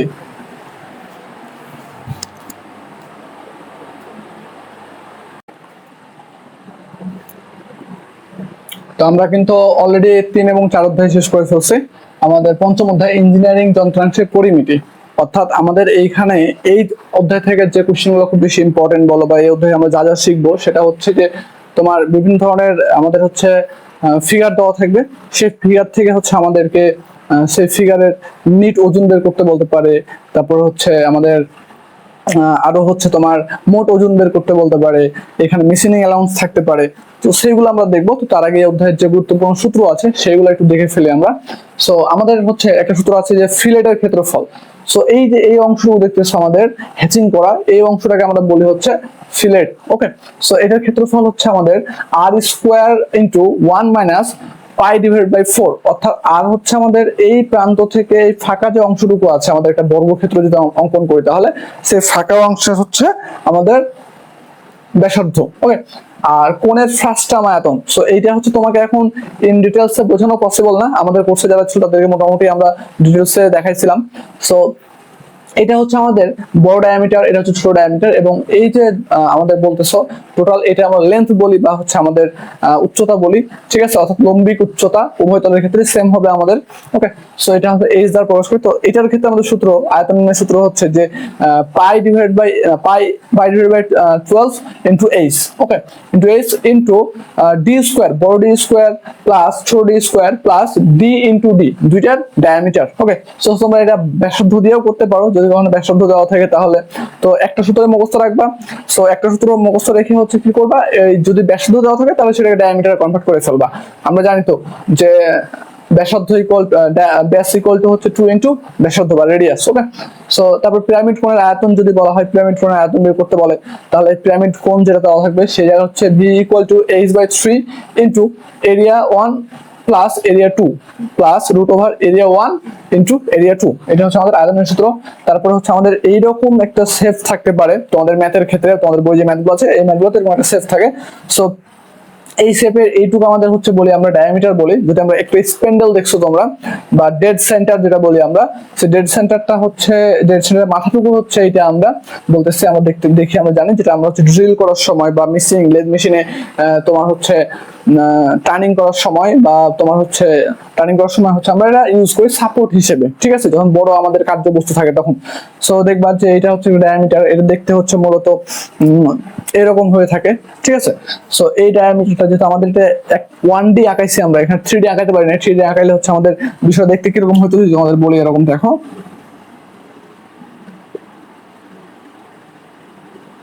এরকম থাকে কিন্তু, হ্যাঁ। সো এটা হচ্ছে ডায়ামিটার আমাদের। সো এই আর হচ্ছে ব্যাস মানে ব্যাসার্ধ, ডি হচ্ছে ডায়ামিটার আমাদের, আর এলটা হচ্ছে আমাদের লেন্থ, এলটা হচ্ছে আমাদের লেন্থ। তো সেই এরকম ফিগার, এবং এখানে কোণ দেওয়া থাকে থিটা কোণ। সো থিটা কোণ দেওয়া থাকলে দেখো আমি যদি এটাকে অর্ধেক ভেঙে নিই তাহলে এটা হচ্ছে θ/2 হবে, এতটুকুর জন্য কোণ, এই এতটুকুর জন্য θ/2 হবে। তো এখান থেকে আমরা হচ্ছে ব্যাসার্ধ, তো এখানে আমরা আয়তন হচ্ছে আমরা ম্যাথ করার সময় দেখবো ডিটেইলসে। সো আয়তন হচ্ছে v equal to 1/3 into pi R square into L. Okay, so তারপর আমাদের এইরকম একটা ফিগার থাকতে পারে অঙ্কের ক্ষেত্রে, প্রশ্নে আমাদের। সো এই যে ফিগারটা দেখছো এটা কিন্তু আমাদের এই জায়গা থেকে এই জায়গা হচ্ছে আমাদের একটাকে অর্ধবৃত্ত বলতে পারি, বাট আমাদের যে রেডিয়াস দেওয়া আছে এটা কিন্তু আমাদের অর্ধবৃত্ত থেকে দেওয়া নাই। তোমাদের যদি আমরা বৃত্তের যে আয়তন নির্ণয় সূত্র সেটা যদি আমরা বসাই তাহলে কিন্তু হবে না, কারণ আমাদের বৃত্তের আয়তনের ক্ষেত্রে রেডিয়াস হবে বৃত্তের কেন্দ্র থেকে এই পর্যন্ত আমাদের রেডিয়াস হওয়ার কথা, বাট আমাদের এইখানে যে রেডিয়াসের মানটা দেওয়া আছে সেটা হচ্ছে বৃত্তর কেন্দ্র থেকে নিচে দেওয়া আছে। সুতরাং এটার ক্ষেত্রে আমাদের সূত্র, আয়তনের সূত্র হবে pi h/6 into 3d square by 4 plus h এর উপর স্কয়ার। তো h হচ্ছে আমাদের এই এতটুকু অংশ, আর আমাদের রেডিয়াস হচ্ছে এখান থেকে এতটুকু। সো এতটুকুকে আমরা রেডিয়াস থেকে যদি আমরা ডায়ামিটারে কনভার্ট করতে যাই তো d ইকুয়াল টু লিখতে পারি আমরা 2r এটা। সো আমরা এখান থেকে আমাদের ব্যাসার্ধ থেকে আমরা ব্যাস বের করে ফেল দেবো। তো আশা করি তোমরা এই সূত্রগুলো সবাই হচ্ছে একটু মুখস্থ করে ফেলবা। সো আমরা হচ্ছে এবার ম্যাথে চলে যাবো। ওকে, তোমরা হচ্ছে বোর্ডে একটা ফিগার দেখতে পাচ্ছ, এইখানে হচ্ছে আমাদের বলছে যে নিম্নের চিত্র অনুযায়ী এমএস স্পিন্ডেল, তোমার এটা হচ্ছে আমাদের একটা স্পিন্ডেল, তো স্পিন্ডেলের নিট ও মোট ওজন বের করো। নিট ওজন এক জিনিস, মোট ওজন এক জিনিস। ওকে, তুমি এই যে ফিগারটা দেখতে পাচ্ছ এটা হচ্ছে আমাদের ফাইনাল প্রোডাক্ট, এটা হচ্ছে কি আমাদের ফাইনাল প্রোডাক্ট। সো এই প্রোডাক্টের যে তুমি ওজন পাবা সেই ওজনটা হচ্ছে আমাদের নিট ওজন। আর এই যে ফাইনাল প্রোডাক্টটা তৈরি করতে লেগে আমরা একটা র ম্যাটেরিয়াল নিয়ে আসছিলাম। সো এই যে র ম্যাটেরিয়ালটা আমাদের নিয়ে আসছি, এই র ম্যাটেরিয়ালটা আমরা কাটিং ফিটিং করে তো আমরা এই ফাইনাল প্রোডাক্ট পাইছি, তাই না? সো এই যে র ম্যাটেরিয়াল, কতটুকু ওজনের র ম্যাটেরিয়াল নিয়ে আসছি আমি, সেইটা হচ্ছে আমাদের মোট ওজন। আর নিট ওজন হচ্ছে আমরা ফাইনাল ম্যাটেরিয়াল থেকে যে ওজনটা পাবো সেটা হচ্ছে আমাদের নিট ওজন। সো তোমাদের এই ম্যাথটা তোমাদের বইয়ে হচ্ছে ভুল করে সলিউশন করা আছে। সো আমরা সঠিক সলিউশনটা আমরা কি বলবো আজকে দেখবো। ওকে, সো চলো আমাদের হচ্ছে ওজন যদি বের করতে বলে আমাদের, আমরা দেখো সূত্র জানি, উই নো, আমরা ছোটবেলায় থেকে পড়ে আসছি যে ভর বা ওজন m equal to rho V, m equal to rho V. তাহলে আমাদের এই ম্যাটেরিয়ালের ঘনত্ব লাগবে এবং এই ম্যাটেরিয়ালের আমাদের আয়তন লাগবে। সো এই ম্যাটেরিয়ালের ঘনত্ব আমাদের দেওয়া হচ্ছে 7.8 গ্রাম প্রতি ঘন সেন্টিমিটারে, অর্থাৎ এই ম্যাটেরিয়ালের ঘনত্ব আমাদের রো ইকুয়াল টু দেওয়া হচ্ছে আমাদের 7.8 গ্রাম পার সিসি বা সেন্টিমিটার কিউব, সেন্টিমিটার কিউব আমরা সিসি লিখতে পারি। এটা আছে আমাদের, তাহলে কি বের করতে হবে? ভি বের করতে হবে। কারণ আমি এই যে ফাইনাল প্রোডাক্ট থেকে যে ভিটা পাবো সেই ভিটা থেকে আমরা নিট ওজন পাবো। ওকে, যদি এই ভি এর সাথে যদি আমরা ঘনত্ব গুণ করি তাহলে আমরা নিট ওজন পাবো। আর এরপর আমাদের কোশ্চেনে বলছে দেখো যে মেশিনিং এর জন্য প্রকৃত আয়তনের, তাহলে এখান থেকে যে আয়তনটা পাবো সেটা প্রকৃত আয়তন, এই প্রকৃত আয়তনের 15% অপচয় ধরতে হবে। যদি এখান থেকে 15%, অর্থাৎ আমাদের এই ম্যাটেরিয়ালটা তৈরি করতে লাগে আমরা যে ম্যাটেরিয়ালটা নিয়েছিলাম সেই ম্যাটেরিয়ালটা আমাদের এই যে নিট আয়তন পাবো সেই আয়তনের 15% অপচয় হয়েছে, তাহলে আমরা এই আয়তনটা বের করে আমরা যদি এর সাথে 15% যোগ করে দিই তবেই হচ্ছে আমরা কি মোট ওজন পাবো। তাহলে আমরা প্রথমে নিট ওজন বের করব। তাহলে নিট ওজন বের করতে হলে আমাদের নিট আয়তন লাগবে। সো তাহলে আমরা এটা লিখলাম ভি নিট, নিট ওজন আয়তন, তাহলে কি V A plus VB plus VC. Okay, so total তিনটা আয়তন। তো দেখো আমরা যদি এই অংশটা কাটি, ধরো এইটা তাহলে এটা কি একটা বর্গক্ষেত্র হয়ে গেছে আমাদের, আবার বিটাও কি একটা বর্গক্ষেত্র আমাদের। ওকে, তাহলে আমাদের হচ্ছে পেয়ে গেছি। আর সি দেখো আমরা কোণের ফার্স্ট টার্ম করে আসছিলাম, হ্যাঁ, সো এটা হতো ওটা কোণের ফার্স্ট টার্মের মতো একবার, ওটা কোণের ফার্স্ট টার্ম বলতে পারি আমাদের, ওটা লেন্থ একটু বড় ছিল, এটা লেন্থ একটু ছোট, তাই না। তাহলে আমরা দেখো এ অংশের জন্য আমরা কি বলতে পারি, এ অংশের যে আয়তন সেটা কি আমাদের পাই ডি স্কোয়ার বাই 4 ইন্টু এল। এটা কার, এ অংশের, ক্লিয়ার। তারপরে বি অংশের জন্য দেখো, বি অংশের জন্য লিখতে পারি pi D square by 4 into এল। এটা কার অংশ, এটা হচ্ছে বি অংশ, এতটুকু ক্লিয়ার। সি অংশের আয়তনে দেখো আমরা ফার্স্ট টার্ম দেখছিলাম কি পাই, থার্ড ব্র্যাকেট দিয়ে আমাদের যেহেতু আমাদের সেকেন্ড ফার্স্ট ব্র্যাকেট আছে একটা, pi by H divide by 12 into D square plus D D. এটা আমরা কি ফার্স্ট টার্ম কোণের আয়তন পড়ছিলাম কিন্তু, তাই না। তো এখন দেখো এটা তুমি ব্যাসার্ধ দিয়েও লিখতে পারো, সেটা ডাজ নট ম্যাটার। ব্যাসার্ধ দিয়ে লিখলে তুমি হচ্ছে লিখবা কি pi H by 3 into R square plus R into R. Okay, যেটা মন চাই লিখতে পারো। সো তাহলে এখন দেখো মানগুলো আমরা বসাই। এইখানে এই অংশের ডায়ামিটার কত, এই অংশের ডায়ামিটার হচ্ছে 4, তাহলে 4 এর উপর square into divide by 4 into L. এই অংশের লেন্থ কত, 4.5 centimetre, 4.5 centimetre. Okay, plus B অংশের ক্ষেত্রে কি হবে দেখো, এটা হচ্ছে কে বি, এটা হচ্ছে সি। তাহলে বি অংশের ক্ষেত্রে আমাদের ডায়ামিটার হচ্ছে 5/4 ইন্টু ডায়ামিটার কি 6 সেন্টিমিটার, তাহলে 6 এর উপর square divide by 4 into length কত 9.5 সেন্টিমিটার। তাহলে সি অংশের ক্ষেত্রে কি হবে দেখো, সি অংশের ক্ষেত্রে পাই ইন্টু আমাদের লম্বিক যে তোমার হচ্ছে উচ্চতা সেটা কত 4.5 ডিভাইড বাই কত 12 ইন্টু ডি স্কোয়ার কত 6 এর উপর স্কোয়ার প্লাস 4 এর উপর স্কোয়ার প্লাস 6 ইন্টু 4, এটাই তো ডায়ামিটার, তাই না। এই যে দেখো এখানে ছোট ডায়ামিটার কত আমাদের, এই অংশের ডায়ামিটার হচ্ছে 4 সেন্টিমিটার, আর এই অংশের ডায়ামিটার কত 6 সেন্টিমিটার আমাদের। তাহলে এটা ক্যালকুলেশন করলে আমরা নেট ভলিউম পাবো। সো চলো আমরা একটু ক্যালকুলেশনটা করি। তাহলে আমাদের ক্যালকুলেশন করলে কত আসে 414.69 এত সেন্টিমিটার কিউব। তাহলে নিট ওজন কত আমাদের, নিট ওজন হচ্ছে আমাদের mn। তাহলে আমাদের হচ্ছে নিট ওজন হচ্ছে কি রো ইনটু নিট ভলিউম। তাহলে আমাদের রো হচ্ছে কত 7.8, ওকে, ইনটু নিট আয়তন কত আমাদের 69 বের করছি। তাহলে এই দুইটা মাল্টিপ্লাই করলে আমরা কত পাবো,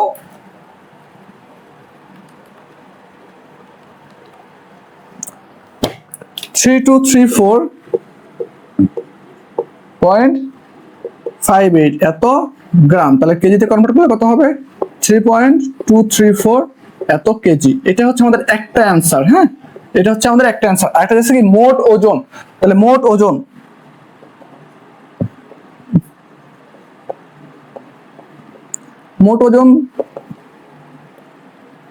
টোটাল এমটি। তাহলে এমটি কি আমাদের ভিটি টোটাল আয়তন। এখন টোটাল আয়তন কত আমাদের দেখো প্রশ্নে বলছে যে প্রকৃত আয়তন কে এইটা ভিনিট। প্রকৃত আয়তনের 15% অপচয় ধরে আমাদের কি করতে হবে, যে মোট ম্যাটেরিয়াল সেটা বের করতে হবে। তাহলে আমাদের এই যে ভিটি, তাহলে ভিটির মানটা কিভাবে দেখো, ভিটি সমান আমরা লিখতে পারি দেখো নিট আয়তনের 15% অপচয় হবে, 15% অপচয় হবে। এখন এতটুকু হচ্ছে আমাদের অপচয় হবে ধরতে হবে, তার মানে আমাদের এতটুকু ম্যাটেরিয়াল বেশি ছিল, কার থেকে বেশি ছিল নিট আয়তনের থেকে। তাহলে প্লাস কে ভি নিট, তাহলে আমরা কি টোটাল নেট ভলিউম পাবো। তাহলে এখন দেখো টোটাল যে আমরা বের করছি কত 414.69 ইন্টু 15/100 প্লাস 414.69। তাহলে এখান থেকে মান বের হবে আমাদের কত 414.69 প্লাস 414.69 ইন্টু 15/100 476.89 476.89 এত সেন্টিমিটার কিউব। এইটা হচ্ছে আমাদের টোটাল ভলিউম বের হয়েছে আমাদের।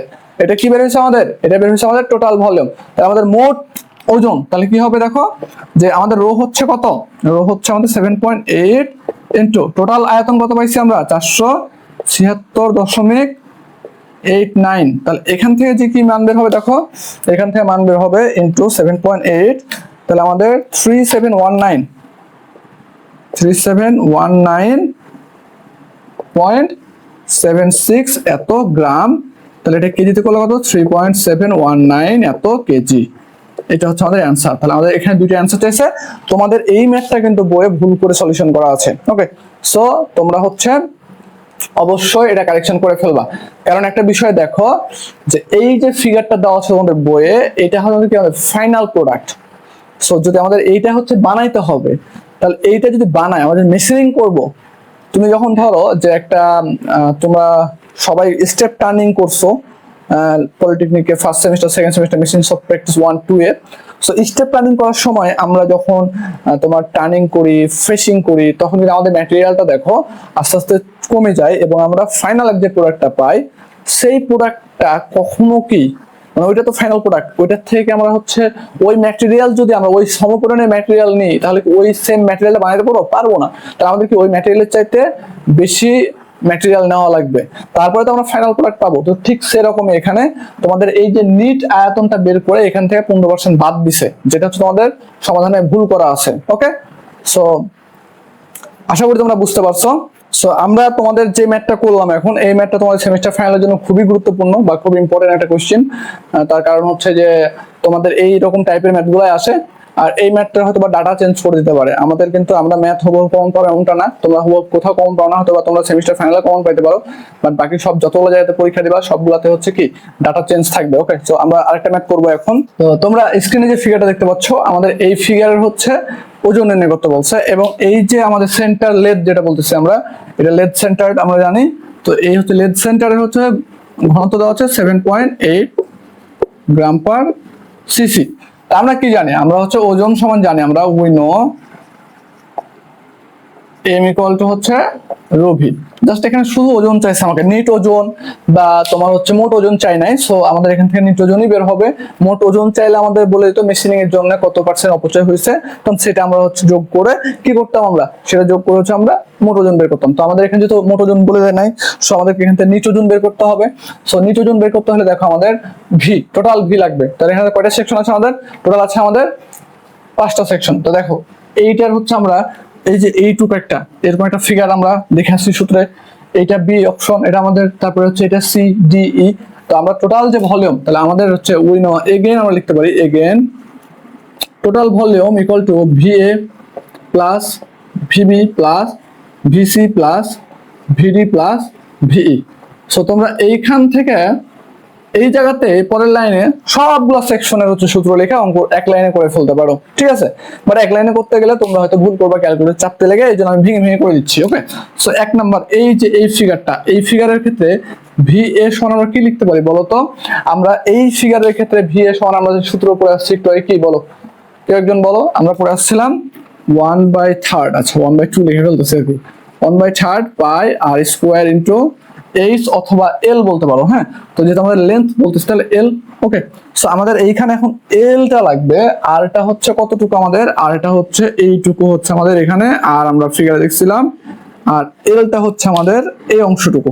তাই তুমি যদি এইটাকে টান দাও, দেখো আমরা এরকম একটা ফিগার আঁকতে পারি, এই যে এটা, এটা একটা আমাদের ফিগার। হ্যাঁ, এটা কি আমাদের একটা ফিগার, এটা হচ্ছে আমাদের আর এটা টোটাল যদি 60 ডিগ্রি হয় এটা কত 30, আর এলটা ছিল এতটুকু, তাহলে এই এলটা লাগবে আমাদের। তাহলে হয়তো এটা হচ্ছে ভূমি, এটা হচ্ছে লম্ব, তাহলে লম্ব এবং ভূমির সাথে কার সম্পর্ক, tan থিটা, তাহলে tan 30 ইকুয়াল টু লম্ব বাই ভূমি।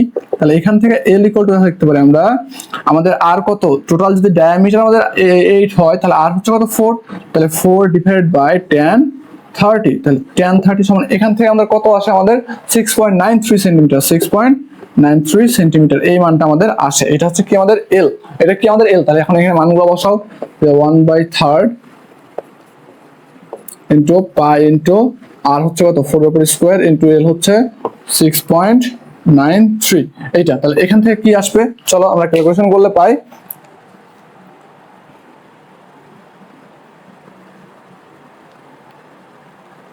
One by three into pi into 4 square into 6.93, 116.11, 116.11 centimetre cube পেয়ে গেছি একটা। তাহলে ভিবি সমান কি জানি আমরা, pi D square by 4 into L. Okay, তাহলে আমাদের পাই ইন্টু ডি স্কোয়ার কত আমাদের, এটা ডায়ামিটার কত, এটা ডায়ামিটার হচ্ছে 8, তাহলে 8 এর উপর স্কোয়ার ডিভাইডেড বাই 4 ইন্টু এল হচ্ছে কত, লেন্থ হচ্ছে 2 সেন্টিমিটার, 2 সেন্টিমিটার। তাহলে এখান থেকে আমাদের একটা মান পাবো। সেই মানটা আমাদের কত আসে, এই মানটা আসে আমাদের 100.53 সেন্টিমিটার কিউব। তাহলে আমাদের ভিবি, তাহলে ভিসি গেল, ভিসি যাব আমরা। তাহলে ভিসি সমান কি হবে আমাদের, ভিসি হচ্ছে আমাদের, ভিসিটাও কি pi divide by 4, pi divide 4 D square into L. তাহলে আমাদের pi divide by diameter, C section diameter 6 centimetre, তাহলে 6 এর উপরে স্কোয়ার, 6 এর উপরে square divide by 4 into length কতটুকু আমাদের, লেন্থ হচ্ছে 4 সেন্টিমিটার। তাহলে এখান থেকে হচ্ছে মান বের হবে একটা, আমরা ক্যালকুলেশন করে সব একসাথে করতেছি। ওকে, ডি নাম্বারটা দেখো, ডি নাম্বারটা সেম সূত্র, pi divide by 4 into D square into L. তাহলে এখান থেকে পাই ইন্টু ডি কত আমাদের, এটার ডায়ামিটার সেম, তাহলে 8, তাহলে 8 এর উপর square divide by 4 into length হচ্ছে কত 2 সেন্টিমিটার। এখান থেকে ভিডি বের হবে, তাহলে ভি হচ্ছে আমাদের কি কোণের ফার্স্ট টার্ম চলে আসছে, তাহলে pi by 8 divide by 12 into D square plus DD. Okay, এইটা তাহলে এখান থেকে দেখো পাই বাই 4, এখন এইচ এর মান কত 20 ডিভাইড বাই কত 12 ইন্টু বড় হাতের ডি কত 8 এর উপর স্কোয়ার প্লাস ছোট হাতের ডি কত ওই কোণায় দেওয়া আছে দেখো 4 এর উপর স্কোয়ার প্লাস 8 ইন্টু 4। তাহলে এখান থেকে মান পাবো আমরা। তো চলো আমরা সবগুলো ক্যালকুলেশন ঠাস করে ফেলি। ওকে, তাহলে আমাদের পাই ইন্টু 4 ডিভাইড বাই 4 এর উপরে স্কোয়ার ইন্টু এল এর মান হচ্ছে কত 4,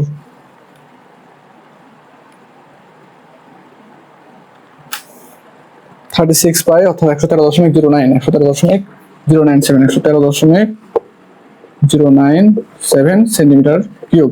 তারপর এটা আমাদের আসে হচ্ছে 100.53 সেন্টিমিটার কিউব। তারপর এটা আমাদের আসে হচ্ছে ফার্স্ট টার্মের ই অংশের যে আয়তন সেটা হচ্ছে 586.43 সেন্টিমিটার কিউব, এই মানটা আসে আমাদের। ওকে, সো আমরা এখন এই সবগুলো যোগ করে ফেলবো। তাহলে 2 নম্বর ইকুয়েশনে যদি মান বসাই আমরা, এটা মিশিয়ে ফেললাম। তো 2 নম্বর সমীকরণ থেকে ভি ইকুয়াল টু কি হচ্ছে, ভি এ কত পাইছি আমরা 116.11 প্লাস 100.53 প্লাস 113.097 প্লাস 100.53 প্লাস 586.43। এইটা টোটালটা করলে কত আসে আমাদের, টোটাল আয়তন আসে আমাদের 1013.71 সেন্টিমিটার কিউব। এখন আমরা যদি 1 নম্বর ইকুয়েশনের মান বসাই তাহলে দেখো এম ইকুয়াল টু আসে, রো হচ্ছে কত ছিল 7.8 ইন্টু 1013.71। তাহলে এখান থেকে মান কত বের হবে 1013.71 ইন্টু 7.8, 7906.93 এত গ্রাম, এটাই অ্যান্সার। অথবা তুমি এটাকে কেজিতে কনভার্ট করলে 7.9 কেজি, এটা হচ্ছে আমাদের অ্যান্সার। তো আশা করি তোমরা এই ম্যাথটাও বুঝতে পারছো। সো এরকম টাইপের ম্যাথগুলো তোমাদের ম্যাক্সিমাম সময় আসে হয়তো ডাটাটা চেঞ্জ করে দেয় আর কি। ঠিক আছে, 2 সেন্টিমিটার আছে, এখানে 4 সেন্টিমিটার দিতে পারে, সেটা ডাটা চেঞ্জ করে দিলে ক্যালকুলেশনটা সেম থাকবে। ফরম্যাট বুঝতে হবে, ফরম্যাট অনুযায়ী তোমাকে সূত্র ফালায় ম্যাথটা সলভ করতে হবে। সো তোমরা হচ্ছে যারা এখন পরীক্ষা দিচ্ছ, ষষ্ঠ পর্বে কিন্তু স্টেনো ম্যাটেরিয়ালস খুবই হার্ড একটা সাবজেক্ট। সো ষষ্ঠ সেমিস্টারে তোমরা যদি ভালো মতো পড়াশোনা করতে চাও, ভালো মতো কামব্যাক করতে চাও, তাহলে পরীক্ষার ভেতরে প্রি বুকিং করে ফেলো। কারণ প্রি বুকিং তোমরা যদি পরীক্ষার ভিতরে না করো, তো তোমার ভেতরে যে একটা কাজ আছে যে সামনের সেমিস্টার থেকে ফাটায় পড়বো, এই ফাটানো হবে না, ষষ্ঠ সেমিস্টারে তুমি আবার ফেটে যাবা। তোমরা হচ্ছে বোর্ডে আরেকটা ফিগার দেখতে পাচ্ছ, এই ফিগারে বলছে যে বস্তুটির ওজন নির্ণয় করতে হবে আমাকে, এবং ঢালাই লোহার ঘনত্ব অর্থাৎ এইখানে যে ঘনত্বটা দেওয়া আছে, এই ঘনত্বটা দেওয়া আছে 0.00072 কেজি পার সেন্টিমিটার কিউব। ওকে, সেন্টিমিটার কিউব, এই হচ্ছে আমাদের ঘনত্ব দেওয়া আছে। অর্থাৎ আমি এখান থেকে ওজন বের করতে বলছে। সো আমরা দেখো, আমরা জানি ওজনের সূত্র কি জানি, we know m equal to rho V. তাহলে আমি কোনো রকম যদি ভিটা বের করতে পারি তাহলে আমাদের অঙ্ক কি শেষ না? তো এইটা হচ্ছে আমাদের এ, এটা হচ্ছে আমাদের বি, ওকে, এটা তাহলে আমাদের সি। তো এই যে দেখো এইটা আর এই যে ফিগার দুইটা কি একই ফিগার না? একই ফিগার দুইটাই, ওকে। সো আমরা দেখো আমরা হচ্ছে এখন যদি বলি এখানে যে now V equal to V A plus VB, তাহলে ভি এর মান কত আমাদের? ভিটা দেখো আমাদের একটা গোলাকার শেপ, তাহলে আমরা লিখতে পারি pi D square divide by 4 into L length, এটা কার এ, প্লাস ভিবি কি হবে দেখো, আমরা ভিবির কিন্তু সূত্র তোমাদেরকে পড়ে আসছি, pi divide by H by 6, এর মধ্যে সূত্র লিখছিলাম না, 3d square divided by 3d square divide by 4 plus H এর উপর স্কোয়ার, এর মানে সূত্র আমরা পড়ছিলাম। এখন কথা হইতেছে দেখো, কথা হচ্ছে এটা আমরা সেকেন্ড ব্র্যাকেট দিয়ে এখানে একটা, হ্যাঁ কেন দিচ্ছে, আমরা তো এই সূত্রটা পাইছিলাম একটা ফিগারের জন্য, বাট এখানে সেম প্রোডাক্ট কয়টা আছে? দুইটা আছে ফিগার। তাহলে এইবার আমার টোটালটার সাথে যদি আমরা 2 গুণ দিয়ে দিই তাহলে আমরা দুইটা এইটা এবং এইটা দুইটারই কি আমরা আয়তন পেয়ে গেলাম, এর জন্য আমরা 2 গুণ দিচ্ছি এখানে। ক্লিয়ার হয়েছে? এখন মানগুলো বসাও, মানগুলো যদি বসায় পাই ইনটু ডি স্কোয়ার, এটার ডায়ামিটার কত? এতটুকু, এই ডায়ামিটারটা হচ্ছে 2 সেন্টিমিটার, ওকে। তাহলে 2 এর উপর square divide by 4 into length হচ্ছে কত আমাদের? লেন্থ হচ্ছে 4 centimetre, okay, plus B number দেখো আমাদের পাই ইনটু এইচ, পাই কত আমাদের? পাই ইনটু এইচ হচ্ছে আমাদের 1 সেন্টিমিটার, এই যে height 1 centimetre divide by 6 into 3 into D মানে কত? 2r, তাই 2r হচ্ছে 1.25, এর উপরে whole square divide by 4 into plus H কত? 1, এর উপরে স্কোয়ার ইনটু 2, ওকে। তাহলে এটা ক্যালকুলেশন গুলো কত আসে চলো একটু দেখি আমরা।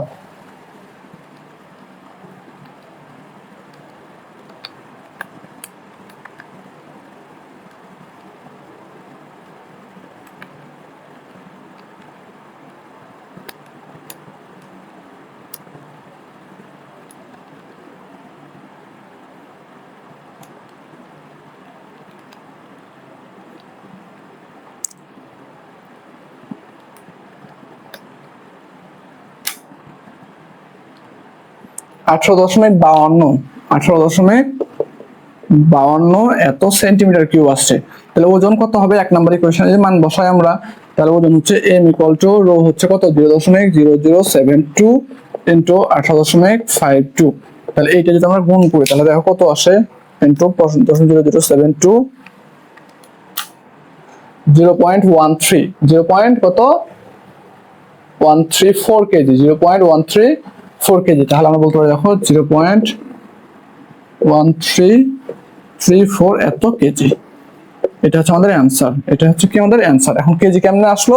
ইউনিট কনভার্সেশন তোমরা যদি জেনে থাকো তাহলে আসবে। দেখো এটা হচ্ছে রো ভি, রো হচ্ছে এককটা কি? KG per centimetre square cube, আর ভি এর হচ্ছে কি? Centimetre cube. তাহলে আমাদের এটা ক্যান্সেল হয়ে যায়, শুধু কে পড়ে থাকে? কেজি পড়ে থাকে। আর আমরা জানি কি এককের যোগ বিয়োগ হয় না, গুণ ভাগ হয়। এটা আমরা তোমাদেরকে একবারে প্রথম দিকে শিখে আসছিলাম, হ্যাঁ। তাহলে আশা করি এই ম্যাথটাও বুঝতে পারছো আর কি। এরপরে আমরা হচ্ছে আর বেশ কিছু ম্যাথ করবো আর কি। তোমাদের এই ম্যাথগুলো হচ্ছে অতি যে সংক্ষিপ্ত কোশ্চেন আসতে পারে, আমরা এখন যে ম্যাথগুলো করবো, ওকে। এখন বলতেছে এখানে দেখো একটা অঙ্ক, একটি কাস্ট আয়রন পাইপের ভেতরের ব্যাস 8 সেন্টিমিটার এবং পুরুত্ব 2 সেন্টিমিটার হলে 50 সেন্টিমিটার দীর্ঘ পাইপের ওজন নির্ণয় করো। তাহলে এখন বলতেছে যে একটা কাস্ট আয়রন, ধরো এই একটা কাস্ট আয়রন,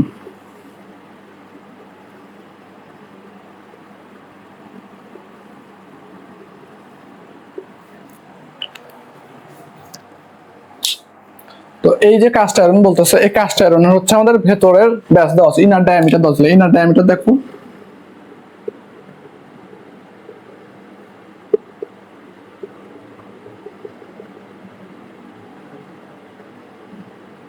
তোমাদের পরীক্ষার খাতায় ফিগার রাখতে হবে না, ঠিক আছে। এই ডায়ামিটারটা হচ্ছে 8 সেন্টিমিটার, তাহলে এতটুকু কি আমাদের পুরুত্ব? এই পুরুত্বটা দেওয়া আছে আমাদের কত? 2 সেন্টিমিটার। 2 সেন্টিমিটার, এই পাশে একটা পুরুত্ব আছে, এই পাশে আরেকটা আছে, এটা হচ্ছে কত? 2 সেন্টিমিটার। তাহলে আমরা টোটাল যদি বলি, টোটাল আমাদের আউটার ডায়া কত? আউটার ডায়া হচ্ছে দেখো 8 যোগ 2 যোগ 2, তাহলে কত? 12 সেন্টিমিটার। আশা করি এইটা তোমরা বুঝছো, এটা তোমরা কি? এটা তোমরা বুঝছো, ওকে। তাহলে এখন বলতেছে যে এটা হচ্ছে 50 সেন্টিমিটার দীর্ঘ, তাহলে এটা দৈর্ঘ্য কত আমাদের? এল হচ্ছে 50 সেন্টিমিটার দৈর্ঘ্য আমাদের বলতেছে। তাহলে এর ওজন কত? এবং এটা বলছে rho equal to 7.2 gram per CC, তাহলে এর ওজন, তাহলে ওজন আমরা কি জানি, we know that M equal to rho V, তাহলে রো জানি, ভি বের করতে হবে। এখন এই কাজটা এখন যে ফাঁকা অংশটা, এই ফাঁকা অংশটাকে দরকার আছে আমার, দরকার নাই আমার। তা আমরা এটার ক্ষেত্রে আমরা সূত্র পড়ছিলাম, দেখো আমাদের এটার ক্ষেত্রে এরকম যে গোলাকারের ক্ষেত্রে যে pi D square divide by 4 into L, এটা হচ্ছে আমরা সলিডের ক্ষেত্রে বলছিলাম। আমাদের এখানে সলিড কতটুকু আছে, এই যে সলিড অংশটুকু হচ্ছে কতটুকু, এতটুকু না, দেখো তো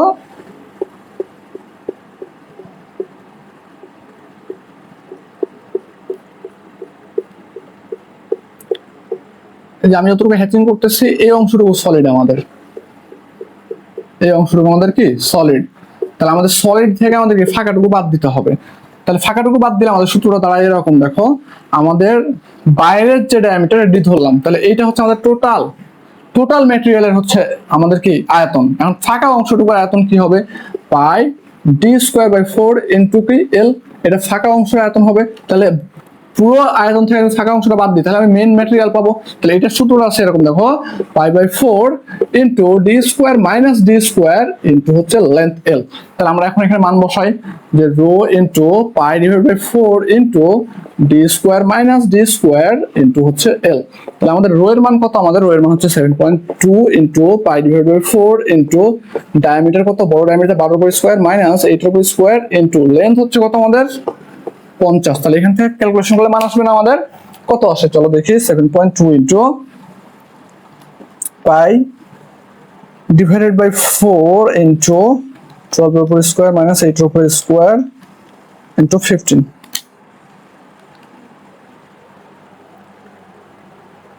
22,619, 22,619.46 এত গ্রাম।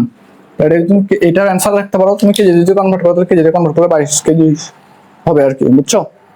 তাহলে আমাদের 22.62, 22.62 এত কেজি, এটা হচ্ছে তোমাদের কি অ্যান্সার। তো আশা করি তোমরা এই ম্যাথটাও বুঝতে পারছো, ঠিক আছে? তো তারপরে হচ্ছে আরেকটা ম্যাথ তোমাদের আছে, সো ওইটা আমরা করবো একটু, চলো আমরা একটু দেখে আসি। এটাও তোমাদের সংক্ষিপ্ত কোশ্চেনে পড়ার মতো একটা অঙ্ক আর কি, ওকে? তো এখানে বলছে দেখো যে একটি কাস্ট আয়রনের পাইপের দৈর্ঘ্য 5 মিটার। তাহলে আমাদের একটা কাস্ট আয়রন দেওয়া আছে, এই একটা কাস্ট আয়রন, এর হচ্ছে পাইপের দৈর্ঘ্য 5 মিটার। 5 মিটার হচ্ছে আমাদের কি পাইপের দৈর্ঘ্য লেন্থ, হ্যাঁ? এল ইকুয়াল টু 5 মিটার দেওয়া আছে আমার। এরপরে বলছে যে বাইরের ব্যাস 25 সেন্টিমিটার। তাহলে আমাদের এর আগের অঙ্কটাতে ভিতরের ব্যাস দেওয়া ছিল, এখন হচ্ছে বাইরের ব্যাস হচ্ছে কত, 25 সেন্টিমিটার, 25 সেন্টিমিটার, ওকে? এখন বলতেছে দেখো যে পুরুত্ব 5 সেন্টিমিটার, তার থিকনেস পুরুত্ব, তার মানে এটা ফাঁকা একটা শ্যাফট,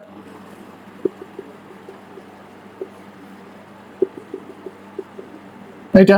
তাহলে এই পুরুত্বটা দেওয়া হচ্ছে কত আমাদের 5 সেন্টিমিটার। এইটুকু হচ্ছে 5 সেন্টিমিটার, এইটুকু হচ্ছে আমাদের কত 5 centimetre.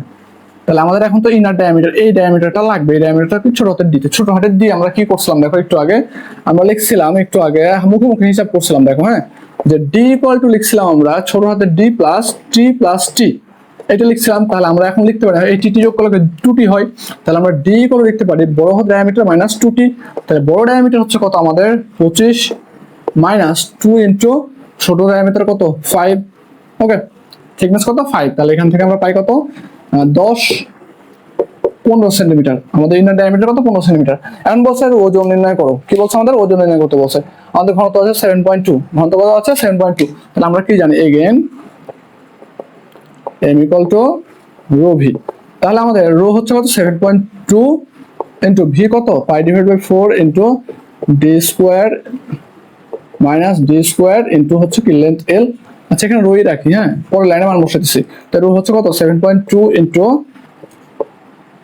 Pi divide by 4 into diameter কত, বড় ডায়ামিটার 25 মাইনাস ছোট ডায়ামিটার কত আমাদের পাইছি 15 সেন্টিমিটার, 15 উপর স্কোয়ার ইনটু লেন্থটা কত 5 না 5, তবে এটাকে অবশ্যই সেন্টিমিটারে করবা, 5 মিটার দেওয়া আছে, না হলে কিন্তু 0 পাবা, ডাইরেক্ট সারে খাতা কেটে 0 দিয়ে দিবে, বুঝছো?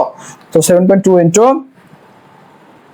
পাই divide by 4 into D square কত 25 মাইনাস 15 উপর স্কোয়ার ইনটু হচ্ছে 5 ইনটু 100। আচ্ছা কোথায় কি করছে, আচ্ছা গুণ দিতে ভুলে গেছি, ওকে? তাহলে এইখানে আমাদের যে ম্যাথ, এইটার হচ্ছে অ্যান্সার আছে কত, একটু দাঁড়াও ক্যালকুলেশনটা করি। পাই ইনটু ডি 25 উপর স্কোয়ার মাইনাস 15 উপর square divide by 4 into 500 into 7.2 1130973.35 এত গ্রাম। ওকে, এত গ্রাম। আচ্ছা একটু ওয়েট করো, ওইখানে কি আচ্ছা ঘনত্ব হচ্ছে, হ্যাঁ ঠিক আছে। তাহলে এত, তাহলে এটাকে যদি আমি কেজিতে কনভার্ট করি, তাহলে কেজিতে কনভার্ট করলে কত হবে আমাদের? কেজিতে কনভার্ট করলে হবে 1130.97 কেজি, এত কেজি। ওকে, তো আশা করি তোমরা এই ম্যাথটাও বুঝতে পারছো, এই ম্যাথটাও বুঝতে পারছো। ওকে, সো বাকি যে ম্যাথগুলো আছে সেগুলা একটু ট্রাই করবা তোমরা, আশা করি করতে পারবো সবগুলাই। ঠিক আছে, সব একই নিয়মের অঙ্ক আর কি। এরপরে হচ্ছে আমাদের চ্যাপ্টার 6। হ্যাঁ, চ্যাপ্টার 6 হচ্ছে আমাদের সিটের অঙ্ক একটা করলে তোমাদেরকে একটা যদি বুঝাই দিই আমি, তাহলে বাকি সবগুলো তোমরা করতে পারবা আর কি।